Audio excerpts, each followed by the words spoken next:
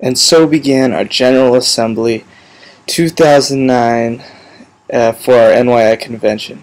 It was an awesome time because it felt more internationally than what we've had before in the past, or so what I've been told.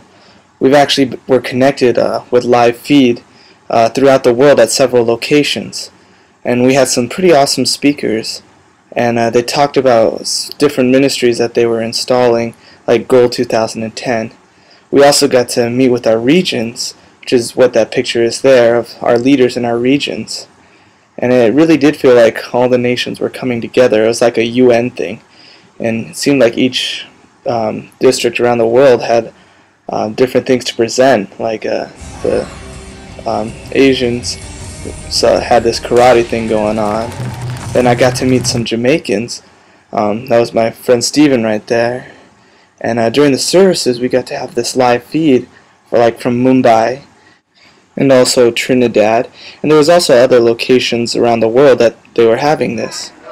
And it was just cool during the services because we got to, we did some dancing with the Caribbeans afterwards. And just were singing praises to God and just being unified with Christ. And our delegates, like Ray, Selena, me and my sister, also did some voting for our future NYI leaders. Now some of us also had our families with us too, like Selena had her family, I had my family with me there. But then also some people from our district, like Fern and Bert, were there. And also like Ferlin and Danielle were there with their crew from Kintlani for the Project One Heart, Many Hands. It was also cool seeing the people that we elected in for the NYI, like our Vice President, David Gonzalez, the second one on the right there, from the MAC region, aka Mexico region, and also our international president, Mark Holcomb, from the Chicago region. Now one thing they emphasized was the theme for NYI for the next 4 years, making Christ-like disciples in the nations.